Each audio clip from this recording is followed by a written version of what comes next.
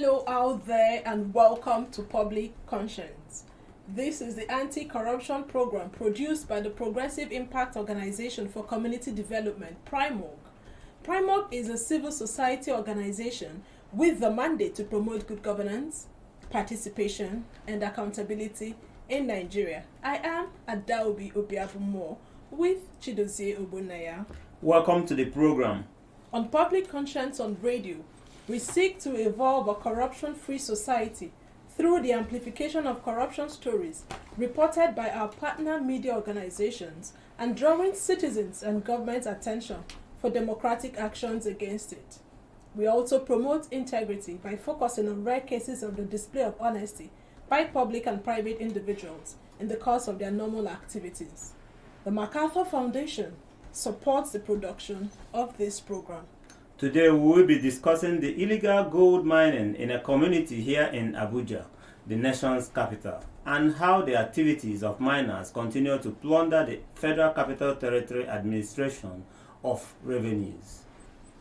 An investigation by the International Center for Investigative Reporting, ICIR, into activities of the illegal gold mining in Kundu community in Kwali local government area, Abuja, has exposed that many youths of the community are involved in artisanal mining. The illegal gold mining activities in Kundu community automatically turn the community into a destination for skilled and unskilled miners, with the revenues accruing from the natural resource going straight into private pockets. More so, buyers of these illegal mined gold are said to come from outside the community as the product sells to the highest bidders. Nigeria as a nation is blessed with relevant resources of solid minerals that have the capacity to lure investors and business investments to enhance growth economically in the nation. But unfortunately, this resource gift is underplayed by continuous unlawful mineral mining by people who are unlicensed and foreign nationals believed to be financed by illegal investors. Besides the massive revenue loss recorded by FCT administration and across the nation, the health of Nigerians living in these communities is under serious threat, as well as their means of livelihood. Today's program will once again draw the attention of governments to the ever-rising cases of illegal gold mining in Kundu community in Kwali Area Council.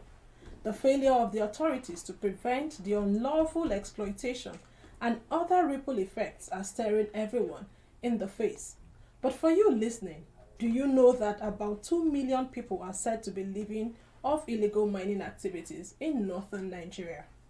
Do you think the federal and state governments are doing enough to reduce the stealing of our natural resources through illegal mining?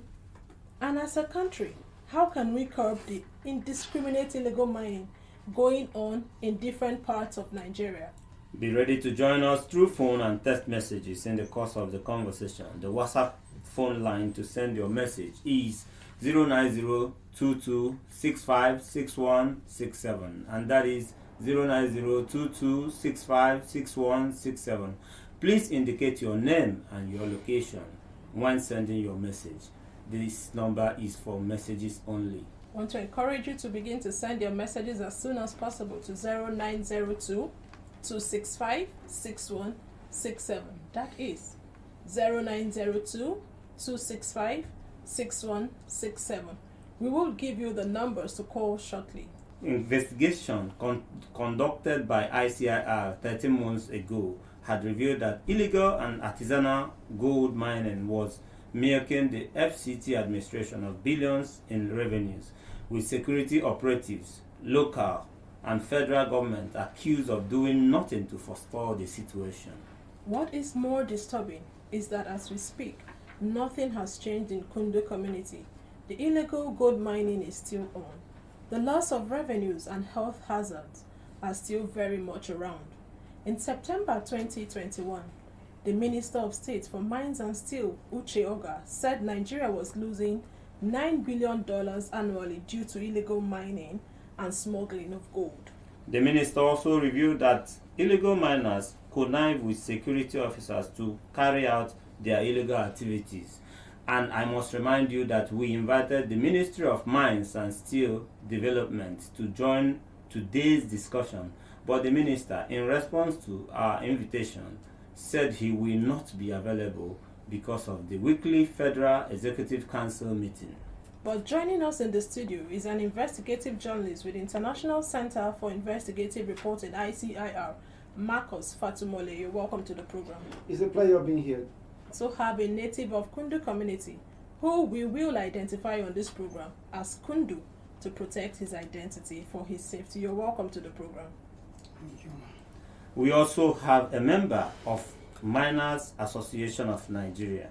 He doubles as Secretary General, Miners Association of Nigeria, FCT chapter, Adoba Simon Oga. You're welcome to the program. It's my pleasure to be here.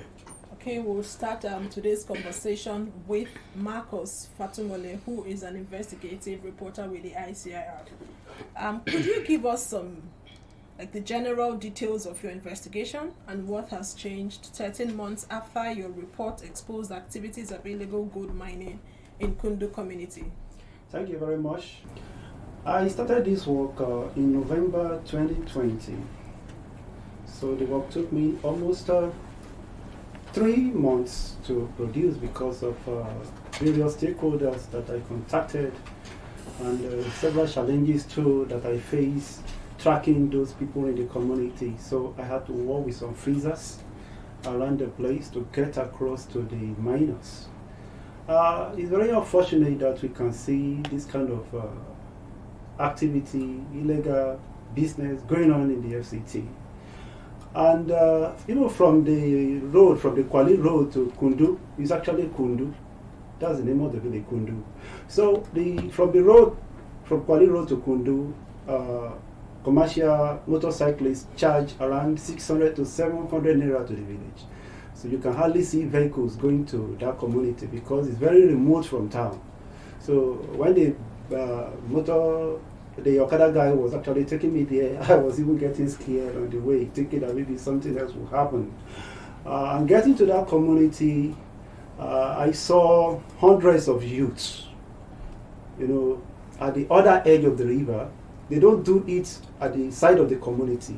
They cross the river to the other side so that they will be shielded. People will not see them. And they are in their hundreds.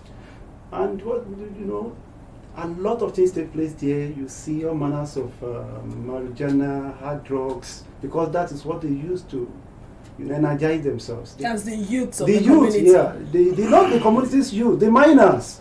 So I was told that they come from Katsina, Zamfara, Kano, and so many other states in the north, that have gold because they've been into the business in those states. So, and they make billions. I spoke with some of them and they told me that they were big guys. They were even boasting that those of us that went to school, that we only wasted our time, that they had made fortunes in that place and nobody stopped them. And they confirmed that it was an illegal business. And nobody licensed them, nobody authorized them, that they were brought there by their friends. So when those guys, get the gold and go to sell it, wherever they sell it, they also call their friends to come and join them. They don't have homes where they sleep. Many of them sleep at the river. So that is the extent. And unfortunately, the people of the community have also joined. The women are there, the children are there. But did you find out from these miners Yes. if they are really the ones behind the business or they are fronting for somebody? From my findings, there is possibility they may be fronting for somebody. But in the course of the investigation, it was difficult tracking those people who they may be fronting for. Because the government said that it has licensed all the gold areas, all the areas in the FCT that have gold, to miners.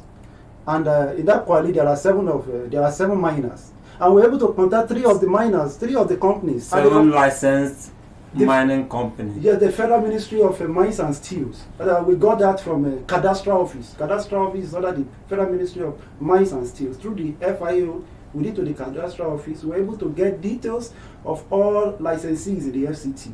In Kwali Area Council, there are 7 firms that were licensed to mine gold. And the 3 that we contacted, they confirmed to us that they had not started work.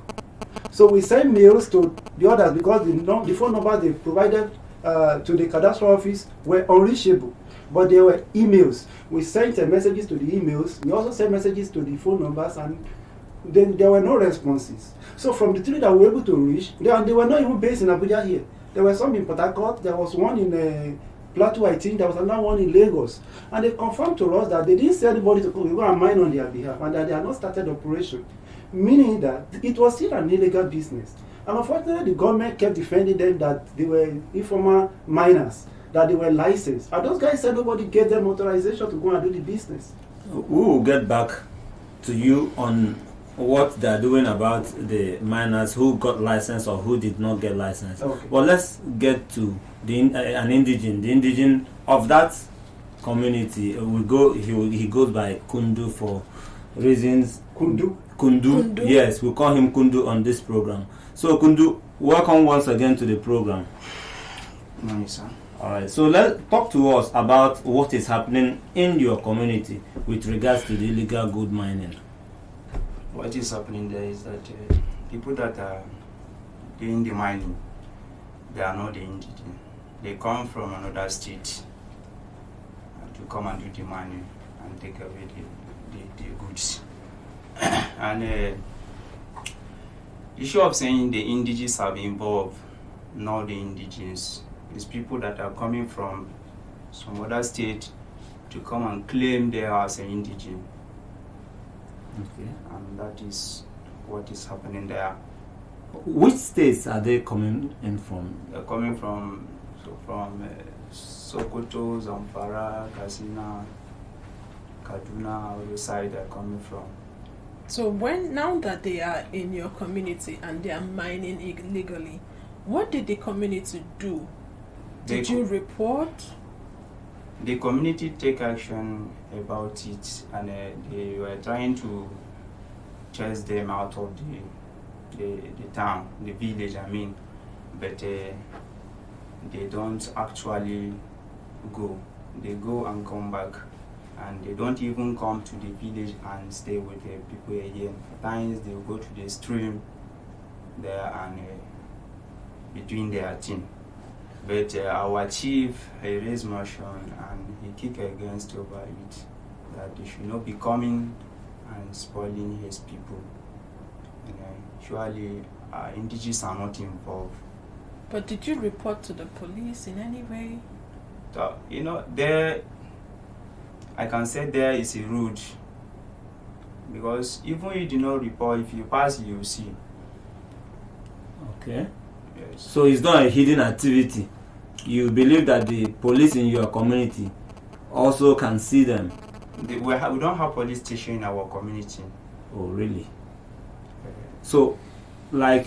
But in our community, our chief has tried his best to stop them to come in our village and be doing it. Okay, but how has this affected people in your community, your livelihood? So, first of all, this thing affected our people, like people that are farming across to the river. So they can't be able to go to their farm again just because of the mining. The river is more larger than how it was. They're expanding the river through their mining activity. Yes, and people from there, the indigenous are complaining serious, they are kicking against, because we are basing on farming. Does it affect the quality of the water you get from the river? Yes, it's affecting the quality of the water. Is that your only source of water in that community, the river? Yes. Kundu, I'm going to ask you this, and in all honesty, do you think that the miners don't also employ or contact your people to join them in mining, since it's a lucrative business? No. None of you go to help them and get some money, get paid? Our people basically, they are farming there, so we don't initiate ourselves into it. Okay, let's get back to the investigative reporter with ICIR, Marcus. Thank you. Did you reach out to the Ministry of Mines and Steel? Yeah, I spoke with the director of Ministry of Mining, and I spoke with the director, I will get his name, and the officer also in charge of the FCT. So I contacted both of them at the ministry. So it even took me almost 3 weeks to get them. But the day I got the two of them, they defended the miners. So they said they were licensed. I think I mentioned that earlier. Okay. So they stood on the side of the miners that they were doing the right thing. And you can also see today now you invited them, the minister is supposed to be here. Even though he's not here, there are subordinates that will come and stand in for him. So that is how, that shows you how the kind of attitude we have towards governance. And this as arising as a result of regulatory failure. I want you to know that the people in Kodo are into that business. Even the chief himself confirmed me that his youth are below into it. So I will not agree with my brother here saying that his people are not part of the business. And this has caused much environmental degradation to the community. Many people there cannot farm. I walked through the river. That was the biggest river I ever took in my life. Because I couldn't swim.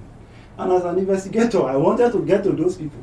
In Pai, there is a community. Pai, this Kundu is a ward in Kwali local government area. It's just that it's very distant from town. So I walked through the river, and I was so. How deep is the river? It got to my neck. So you were submerged? I was, yes. The river got to my neck, and I was still holding my phone, my book, and my pen. Because the person that was leading me told me that it will not draw me completely. He could swim, but I couldn't. But I wanted to do that story. So, and it was almost a kilometer. The breadth of the river is almost a kilometer. So, because that's the extent to which the excavation had gone. In Pai, I don't know whether there have been such activity in Pai. The river is wider in Pai. They use canoe. So you have to go through Pai before you get to Kundu. And there is a school. The only primary school in the village was blown up by wind in April last year. The school is still there now. Nobody has made any attempt to roof that school. And all the children are going to the river to join their parents in the mining. The community is looking like an abandoned one. Yes, and you cannot even point to any beautiful house there. Most of the houses there are made of huts, of mud rather. So it's just a very shameful thing that we can have this kind of thing in the city. I think we must bring in... And that's the only source of the community's river. That river is the only source of water. For the only source of water. Yes. That's bad. We have to bring in Adoba at this time because you also run an organized association for miners. What do you make of all this? Are you aware of Kundu community? And the illegal mining going on there? Well, thank you very much for the question. To the best of my knowledge, we have not received any report from either the organization, apart from the invitation to be here today. So we've not received any report, and I'm not aware, and we are not aware of any activities of such mining in the area. You're a bit flabbergasted this morning. You are surprised to hear this. I'm very surprised. This report has been out since last year. January. We published it January 30. And Marcus, you said you did a little follow-up and nothing has changed. Nothing has changed. Which Kundu just confirmed to us that nothing has changed. But as an association, how do you regulate against illegal mining? Well, we don't actually indulge in illegal mining, like you rightly put. That is an organized association, and all our members are licensed to operate, and with traceable address. So, in case of any illegal activities, we can easily trace such. And if illegal activities is reported to our office, the best place to go is the Ministry of Mines and State Development.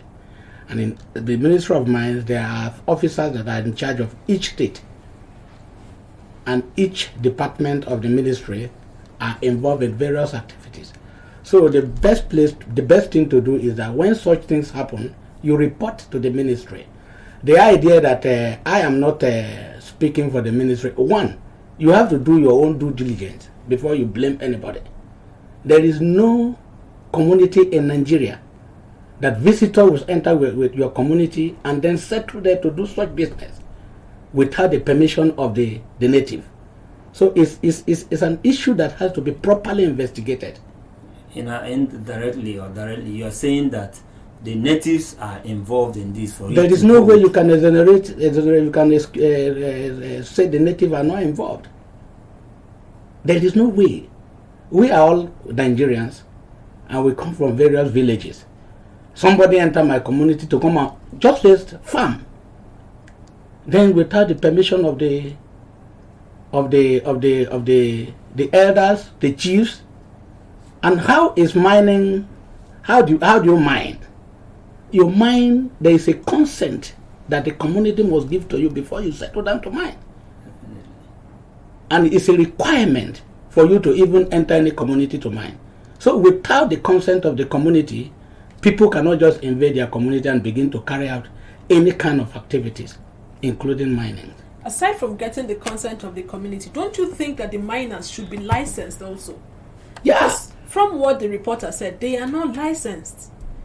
That is why I find it very difficult to use the word illegal, because in this FCT, all gold mining site in FCT has been licensed. You get my point? They are all been licensed. So, and some of these people, like I said earlier, some of these people, once they discover that there is gold or any kind of mineral in a particular place, they enter into, they get information even more than you of where we have some of this deposit. You understand? They get to the community legally or illegally. Legally in the sense that they may be operating under somebody's license, but illegally by collaborating with the native, knowing fully well that that place has been licensed. Every place in Nigeria, any place in the world has a number. You can use your GPS to just take a number there and then go to cadastral office and check, and you will see that that place is licensed. So most of the time is more of the collaboration, the understanding, the synergy between the community and the so-called illegal miner. What if there's new ground, new place found by someone? How do you come into it to make sure that the illegality is not carried out? I still boil down to the fact that you go back that place that is a new area must belong to the community. Definitely. Any community. If the community is collaborating, what do you do in that case? Well, if the community is collaborating, the best thing to do is, in fact, when they are collaborating, sometimes they even find it difficult to report because they know what is happening. The best thing to do is to report, like I said, to the Ministry of Mines, and then carry out checks and cover the place. But during his investigation, he reached out to the Ministry of Mines. And from what Kundu said, it is still ongoing. That means... and the ministry didn't give consent to what he was saying. They threw it out of the door that what they're doing there is legal. Am I saying what they said? Yeah. Well, with due respect to the investigator, it will be very difficult for any authority at that level to throw such things away. I am from Miner Association. I am not a ministry staff, but we must be objective here. It's very difficult for the authority to throw such things away and then treat it with levity. I don't think so, with due respect to him. All right. We'll get back to the reporter, but we need to open our phone lines to say. Yes, we have to open those phone lines now. But just to remind you that you can follow us on our social media platforms at Official Primorg. The spelling of Primorg is still PRIMORG. And remember that the program is interactive. The WhatsApp phone line to send your message to is 0902-265-6167. That is 0902-265-6167. How would you react to the conversation? You've heard all that we said. Do you think that the federal and the state government are doing enough to reduce the stealing of our natural resources through illegal mining? And as a country, How can we curb the indiscriminate illegal mining? It's going on in different parts of Nigeria. Okay, I have a message here from Taiwo, and it says, "Good morning all. Thank you for always bringing up developmental issues and exposing corruption as well as promoting good governance." Wow, Mr. Taiwo, your message is quite lengthy. It is a known fact that the area council officials, traditional heads, FCT administration are complicit in the illegal activities. Recall in one of your programs, I mentioned that the FCT administration is shying away from its responsibilities. Okay, the health hazard that comes with these illegal mining activities is waiting for us in the nearest future. Let us join hands in making this country better. Thank you so much. I had to take some parts and I left some out of it because of our time. So let's get back to the studio where we still have a representative from Kundu community, the ICIR reporter, and our guests from the Miners Association of Nigeria.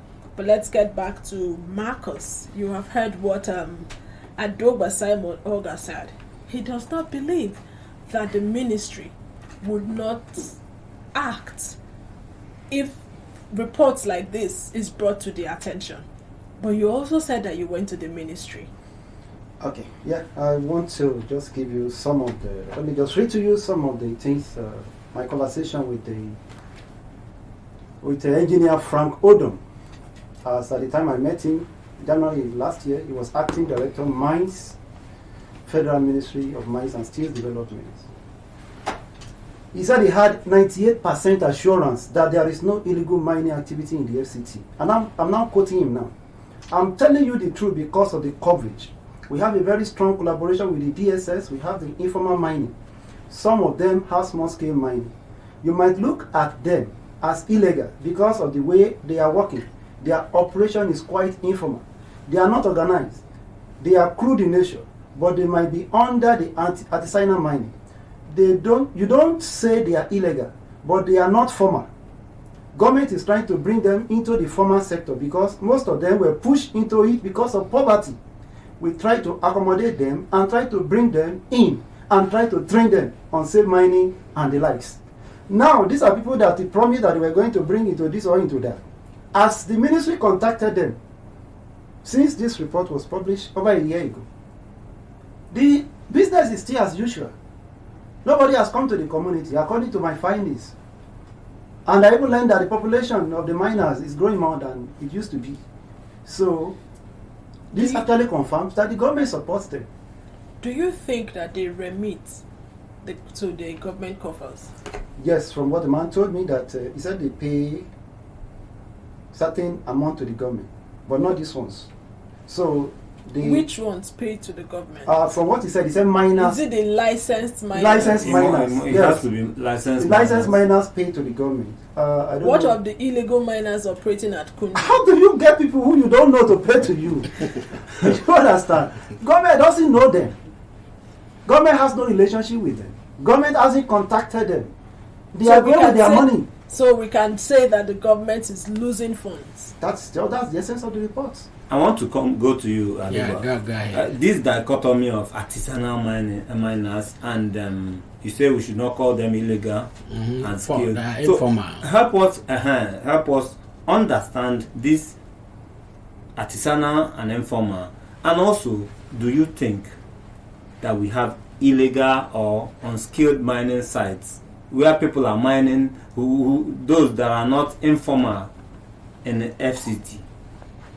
Well, artisanal operators, by their name, there are the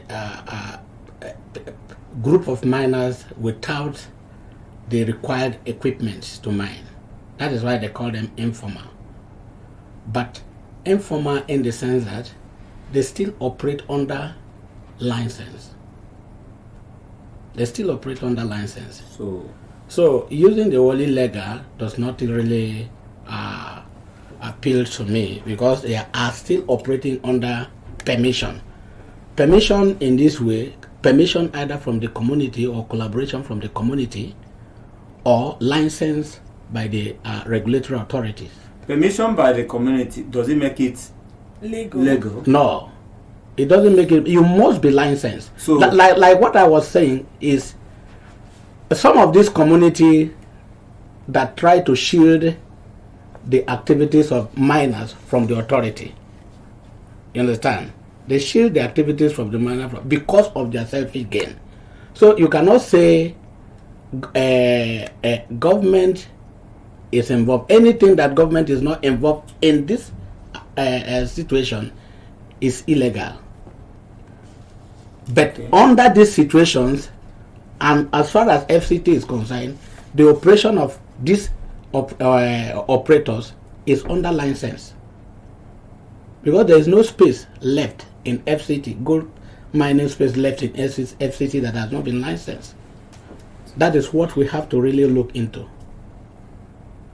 So you're saying that all gold mining sites, they are licensed? They are licensed, and the operators has to be serious. The operators, because the whole thing fall under the legal, the title owner.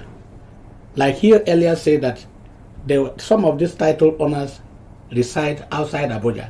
Some are in Lagos, some are in Akwa Ibom or wherever you call. So some of these people has to get serious.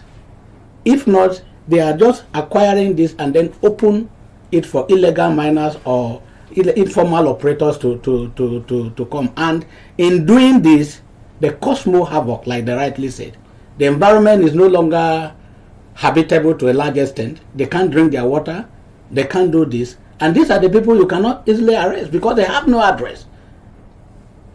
So it's just a field left on fallow, so anybody can come and mine there, like it's been acquired by somebody who is not taking care of it. They are now taking advantage of it. Okay, the numbers again to call us 090 30,000 899, 080 998 770, and 0809 40,072. Let's get back to Kundu. You have heard all that has been said from the Miners Association and the representative from the Miners Association and the reporter, who strongly believe that the natives of the community in some way are involved or collaborating with these illegal miners. The community are not collaborating and they are not involved. You are sure? You can. Because we are a farmer there, so we don't know how to do it. Are you people afraid of the miners that came in from outside? Are you scared of We are not scared, but those people that are coming from where we don't know. Okay. How far is a police station from that community? Okay.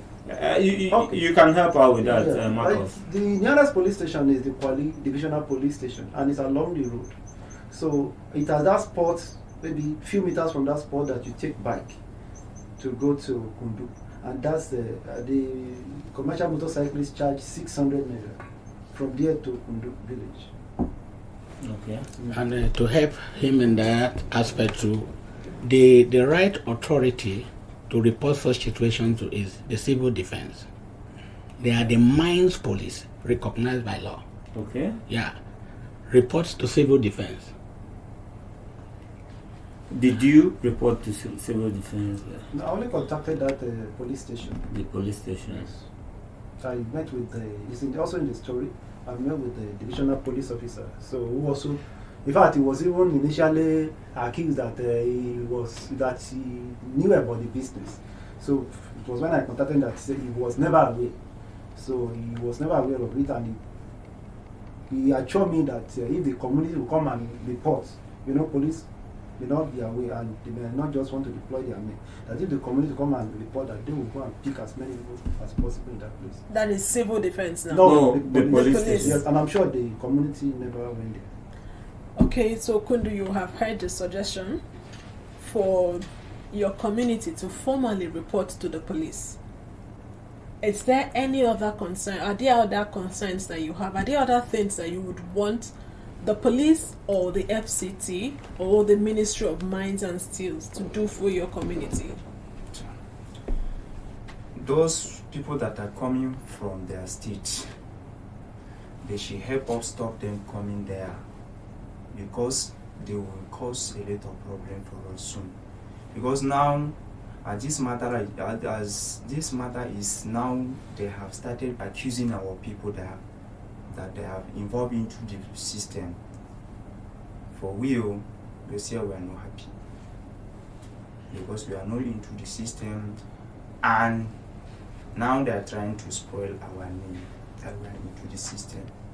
So if government will help us stop them to becoming our side for the mining, we are going to be happy. Will you also go back to tell your chiefs or to encourage them to make a formal report?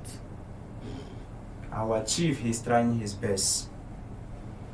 Or he has not But made he has any not formal formally report? reported to the police. So that is what. So I'm asking if you would go back, when you get back home, if you go to meet him and say, please go and make formal report. Are you assuring us of that? No problem. I will do. But still, there are some things I want you to know. Okay. That those people that are come from somewhere, we don't know them. Okay. Then I'll come to you, Adoba, because as an association, you know all the routes, all the process and protocols. What will you do to stop what is going on in Kundu community? Because you initially said that the association is not aware. Yeah, we are not Now aware. you know. Yeah, now we know, but there must be a formal letter to the association. This one is an invitation, I think, courtesy of Kiss FM, not even them. Primark. Courtesy of Primal. Primark, well, sorry, courtesy of Primark. Well, what I will say here is they need to write a formal letter, and they must identify with the association. That is number one. Number two, they must go back, or my good friend here should do other investigation. He should carry out investigation, especially to know the involvement of the community. They have chief in that community, and chief has not made any formal complaint to the police or to the civil defense or to the ministry, which means they need to find out certain things. They have chief, apart from chief, they have elders, and where they are occupying belongs to people, they farm there. How do you allow somebody to invade your farmland? So what I'm trying to say is that they should try as much as possible to carry out detailed investigation so that they can be able to help in solving the situation. Let's say there's connivance. What will you do in terms of alerting the Ministry of Mines and Steel Development? Because your association seems to be quite close to them. Any letter that comes from the chief is always highly respected. I expect the chief to come out with a formal letter and complain. What of an investigative report if he goes back to do something? If he goes back to do something, he should carry the natives along. He should carry the chiefs along. He should carry the elders along. In his report, I have not heard anything about whether he interviewed the chiefs or some elders of the community in his investigation. I've not whether he mentioned it, but I didn't really. Marcus, you want to respond to that? Yeah, it was even the Chief's Palace I went to when I. Then we need to get we need to get the proper. See, there are so many things in this mining. If you are in the field, you know what I'm talking about. Go back and investigate, and write to Miners Association for assistance too. The job of a reporter is to report, and we have nothing more to do other than that. It's never our duty to write to any other association. So if anybody does a report, but if you have an idea, if you need an idea that can enrich your report, I don't think it's out of place. We are not executing, we are not law implementer. You are helping the community If the by community cannot exposing the help illegality. itself, there is no better help we can render other than We are trying to find Because we a spoke way with out you of and this, you because confirmed. the Yeah. aim of this report is to ensure that what is going on It's is stopped. Yes. Not only for the fact that FCT is losing money, for the fact that the health of people living in that It's in community danger. is under threat. Yes. So we need to understand all this and forge a way forward. And please, I want your association to also reduce the hurdle you scale through before getting to them, because you say the community must belong to your association and they must write. Maybe you pick it up from a report. The report has gone out. You can do something. Yeah, they should liaise more with the authority. Okay. Yeah, we have a section, the department in the Ministry of Mine, ASM department, artisanal and small scale department. They can liaise with them. I think there is ongoing formalization of artisanal and small scale miners. There's a ongoing formalization going on now. That is integrating those that are called informal miner into mainstream mining by teaching them, giving them skill, teaching them the right way of mining, and then have a valid address, traceable address. I think there is a formalization going on like that. So they should liaise with ASM department more on how to tackle the situation. I believe there will be a way out from there. So that is the community liaison with ASR. Yeah, the community should liaise with them, and then those licenses. There's no, like I said, there's no way this place must be licensed. All those license owner, the title owners, must be invited to know whether they still want to continue with mining or face other business, so that those who are ready to mine can come out legally and then do it according to the mining procedure. Okay. Kundu, you have heard. The community, you have a whole lot of work to do. Writing officially to the police, 1. 2 is writing to the ASM department, the Ministry of Mines and Steel Development. Maybe we can take it up from there. But for the reporter, would you want to go back to investigate further? It's always the job of any investigator to update his job or his reports. So it's a work in progress. So, and I will continue to do that. But I will not do any other thing than reports. Sure. But you can also take his advice on getting involved, getting the NSCDC, Civil Defense involved, because he said that they are the police, Mines of police. Mines police. So I think you should get them involved and make this report get to them and tell them your follow-ups, and maybe we can start getting some reaction to what you find out. I think the bulk of the job still lies with the community. So, and I think you too should also follow up with the community, maybe in a fortnight, in 2 weeks' time. Try to know what the community has done. Because if the community doesn't take steps, it means that they are seriously collaborating and they don't want the activity to stop. It's as good as that. Okay, we have said so much on the program today, but our time is gradually ticking and coming to an end for today's episode. But as we wrap up, what would be your last take, Adogba Oga? Well, I really have to commend the gentleman that investigated the illegal gold mining activities in FCT, and we need more of such informations to help the mining sector and to help the community. And the community too, they should try as much as possible first to be honest to themselves before coming out to report any situation. I'm not saying they are not honest, but from the situation, it seems to be some kind of funny things happening in that community. So let them try as much as possible to be honest to themselves before coming out for any kind of complaint to any authority. So what would be your advice to the ministry? I advise to the ministry. I advise the ministry that they should revisit that report. They should revisit that report, and maybe there may be some certain things that they have to do to help the situation. They should revisit that report. Do you think they were too quick to discharge that report? I don't think so, but I think the best thing is to go back to it.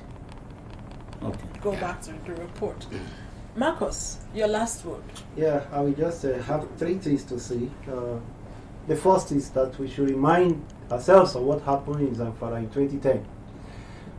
Over 400 children died as a result of gold mining. So, and the WHO has also warned that almost 850,000 people